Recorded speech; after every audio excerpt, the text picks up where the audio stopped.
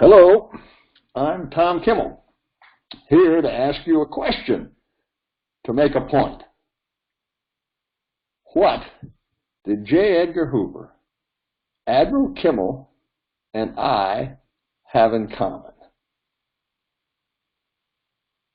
Consider, the FBI was charged with combating espionage within the United States. On February 15, 1941, Tokyo dispatched to Washington a detailed outline as to the type of espionage information desired from this country. The FBI was never informed of this vital magic information necessary to the success of its work. So, as to the question, what did J. Edgar Hoover, Admiral Kimmel, and I have in common? The answer is, we failed to do our jobs. To answer the question further, I'll paraphrase the words of the Joint Congressional Committee as pre-approved by J. Edgar Hoover. We, that would be J. Edgar Hoover, Admiral Kimmel, and I, were denied vital information necessary to the success of our work. The FBI did not succeed in its work to detect Japanese plans to attack Pearl Harbor. Ditto, Admiral Kimmel.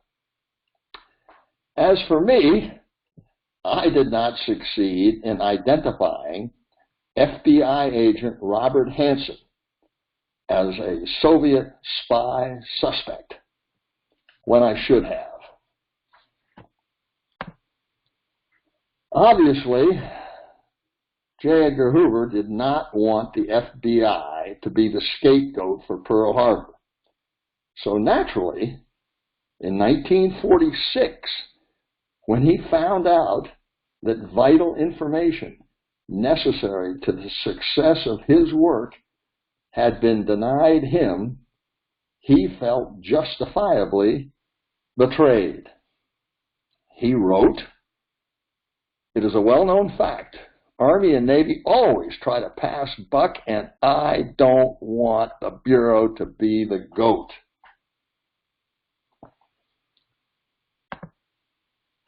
He also wrote that the failure of the Office of Naval Intelligence and the Army's Military Intelligence Division to advise us, the FBI, of these vital magic messages should be kept in mind. It was definitely a violation of the delimitation agreement. He wrote further, "Make certain there are no holes in the FBI's actions. Army is a great buck passer and will try to find some out."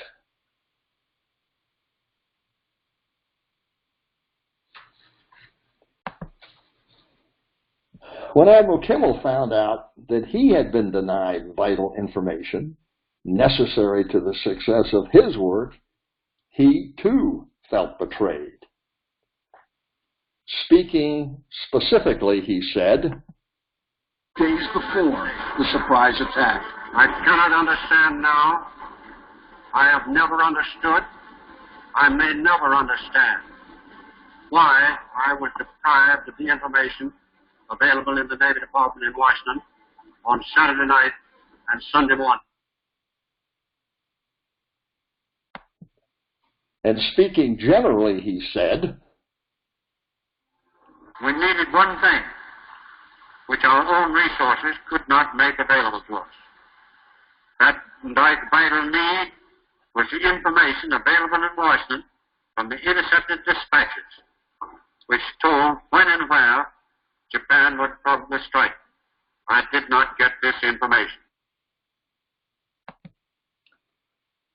As for myself, in 1998 and 1999, I was the study director of the Earl Pitts Damage Assessment. Pitts was an FBI agent who had spied for the Soviets and the Russians for near a decade. Part of my team's job was to identify other spy suspects in the FBI if, during the course of our work, such information was encountered. It was, and we did. And we would have identified Hansen as a suspect if we had not been denied vital information from Pitts himself.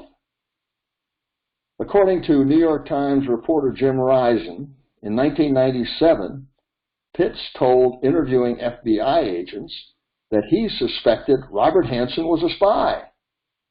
Risen reported this in 2001 after Hansen was arrested.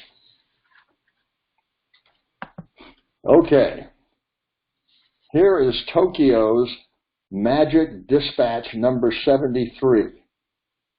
The specific dispatch that J. Edgar Hoover was referring to as vital information necessary to the success of his work, but denied to the FBI.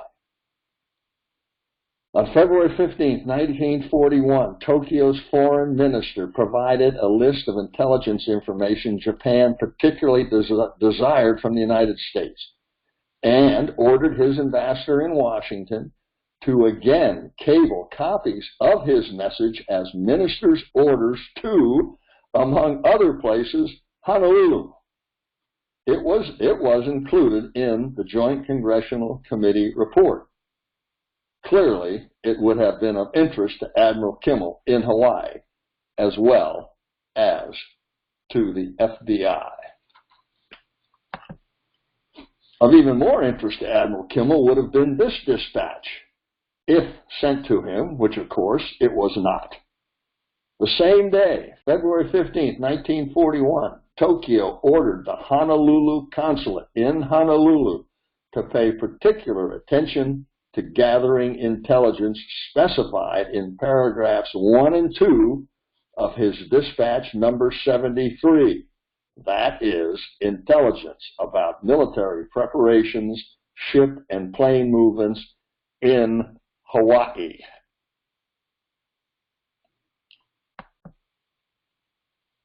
FBI agent Edward Morgan wrote the Joint Congressional Committee report. In doing so, FBI agent Morgan got clearance from J. Edgar Hoover as to how he should amend the Joint Congressional Committee's report so as not to criticize the Bureau by limiting criticism to the Army and the Navy. As indicated in this Assistant Director Ladd to J. Edgar Hoover memorandum, the reason the February 15th,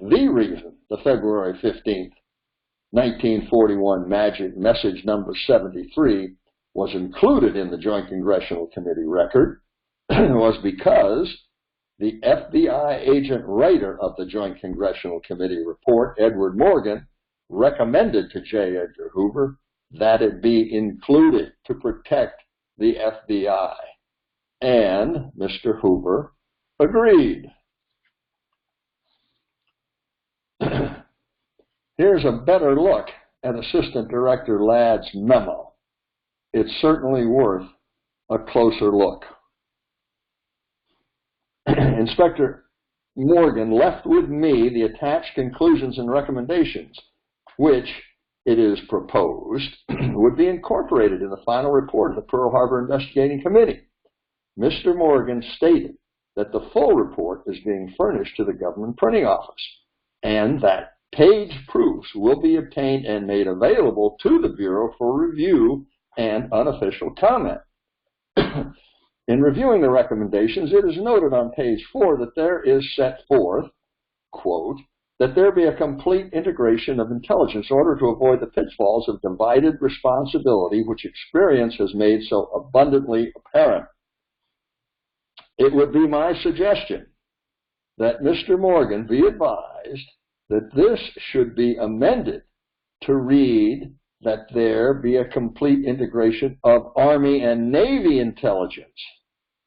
in order to leave any question of coordination of the FBI's activity out. Under recommendation number 8, the coordination and proper evaluation of intelligence in times of stress must be ensured by continuity of service and centralization of responsibility in competent officials. In the last paragraph of this recommendation, it is pointed out that the Pearl Harbor investigations graphically portray the imperative necessity, one, for selection of men for intelligence work to possess background capacity and penchant for such work. Likewise, in this section, it is believed that it should be confined to the Army and Navy so that there can be no indirect slap at the FBI. Your attention, Mr. Hoover, is called to recommendation number 14, the second paragraph, wherein it is stated the FBI, which is charged with combating espionage, etc., was never furnished copies of necessary decodes by the Army and Navy. Mr. Morgan stated that the record of the committee did not substantiate this particular charge in that there was no direct testimony to this effect. He stated that he was, however, desirous of having such a statement appear in the final report, which I also believe to be desirable. Mr. Morgan therefore requested that a letter be directed to the committee counsel, Seth Richardson, stating that in response to a request from a member of his staff, you desire to advise that the FBI was not furnished with copies of decoded traffic by the Army or the Navy prior to and during the attack. In the event you approve such a letter, will be prepared and after signature personally handed to Mr. Morgan.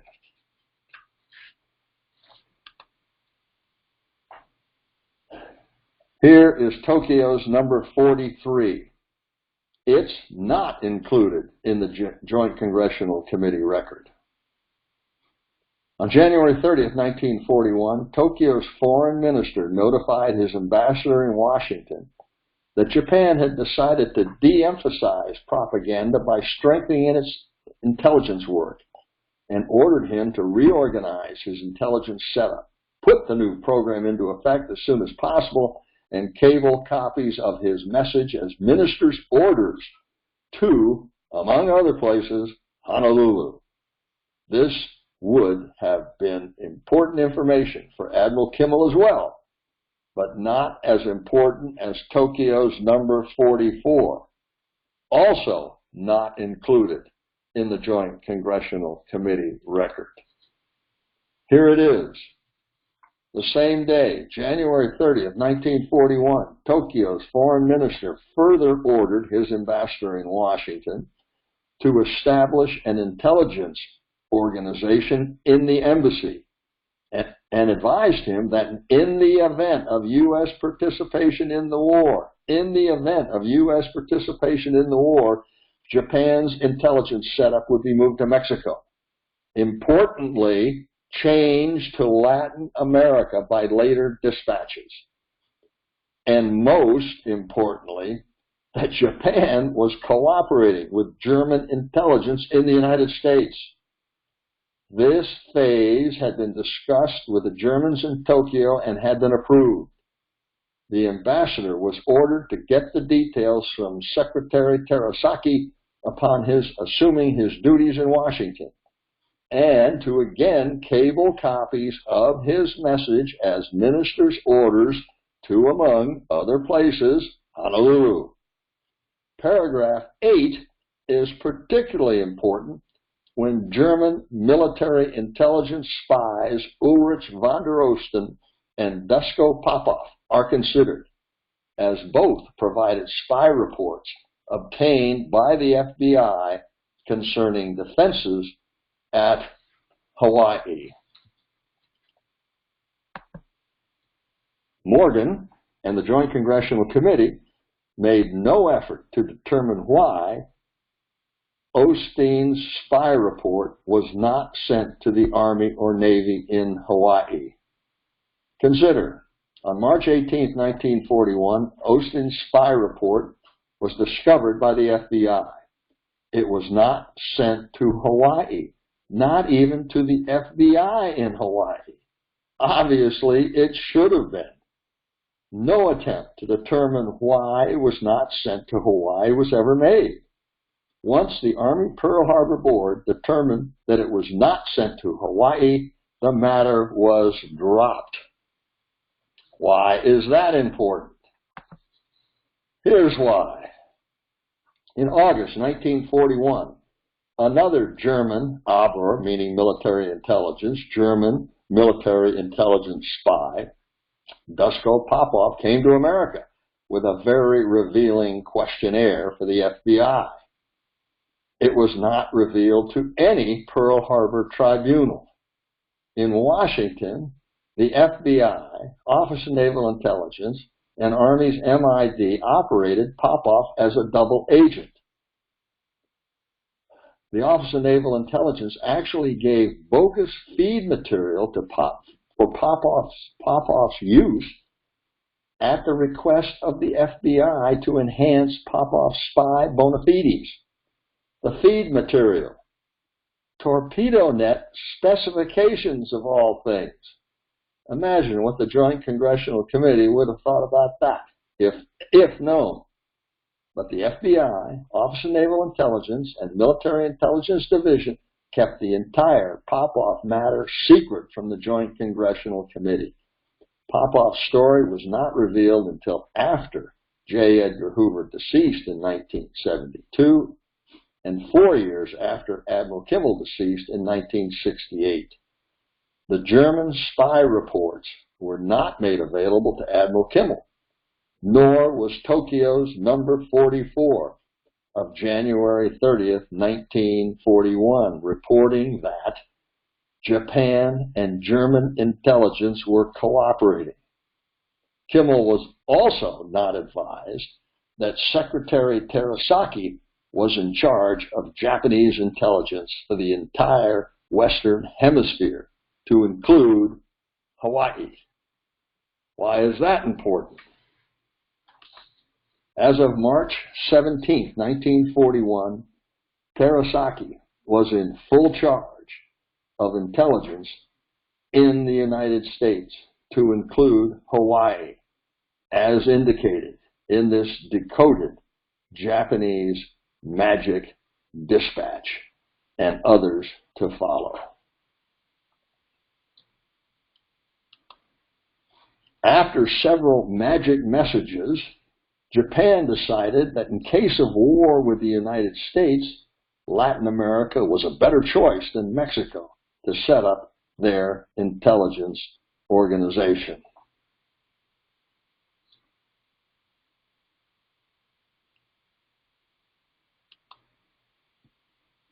Recall that back in January 1941, Tokyo instructed Washington that in the event of U.S. participation in the war, our intelligence setup will be moved to Mexico. But upon further review, as of August 22nd, 1941, Mexico is out and South America is in instead. Why? Here's why. Tokyo wanted Terasaki out of the United States. Washington objected, asking Tokyo to delay Terasaki's departure until December 19th.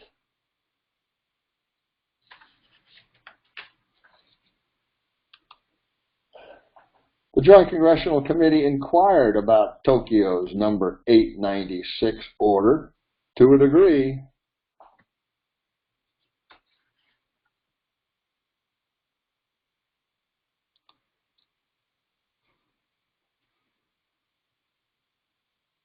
Senator Ferguson asked Captain Kramer, who was in charge of the distribution of magic messages in Washington, D.C., "What is this writing on that sheet attached to Tokyo message number 896? Kramer's response, "That is my pencil notation using a double asterisk next to the name Terasaki, with the footnote identifying Terasaki and his activities." Ferguson, "So when this message at the bottom of page 234 was delivered, Did it have your memo on it? Yes, sir, in the Navy, replied Kramer. Ferguson asked, will you read what was delivered to the Navy? Kramer, reading. Terasaki, Second Secretary, is head of Japanese espionage in the Western Hemisphere. He and his assistants are being sent to South America. So why are they being sent to South America? Well, how about in the event of U.S. participation in the war?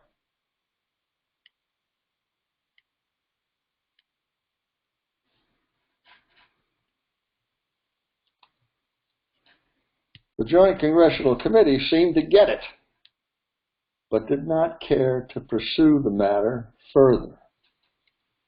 Congressman Gerhardt, it seems by the next message that Tokyo wanted to get some people out of the United States before hostilities broke out. The message, 896, reads, from Tokyo to Washington of 5 December 1941, will you please have Terasaki and others leave by plane within the next couple of days? In that message, you see a possible reason why Tokyo wanted the United States to know that relations to the United States were failing and were about to end. Isn't that correct? Isn't that a fair conclusion? That is a possible conclusion, Captain Kramer replied. However, there are many movements of diplomatic officials disclosed by this traffic to us. Gerhardt, I was merely asking you the possibility. I don't care to pursue it any further.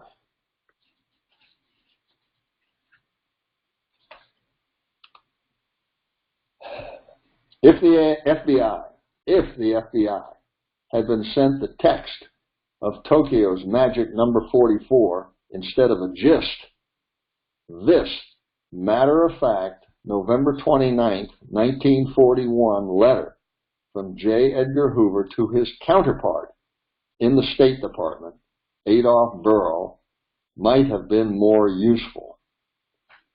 Kimmel, of course, did not get even this much.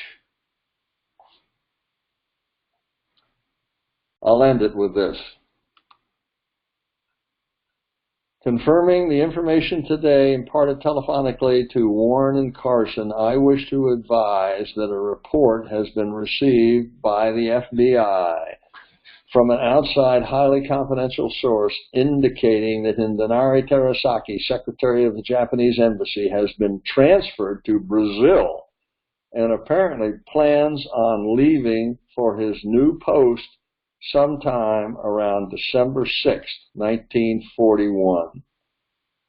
As you are probably already aware, Terasaki essentially is charged with the responsibility of coordinating and directing Japanese intelligence operations in this country. Information regarding his activity has been furnished to you from time to time by the FBI, and more specifically in a comprehensive memorandum forwarded to your office by my letter of November 17, 1941. That concludes my presentation for today. Ladies and gentlemen, thank you very much for your kind attention.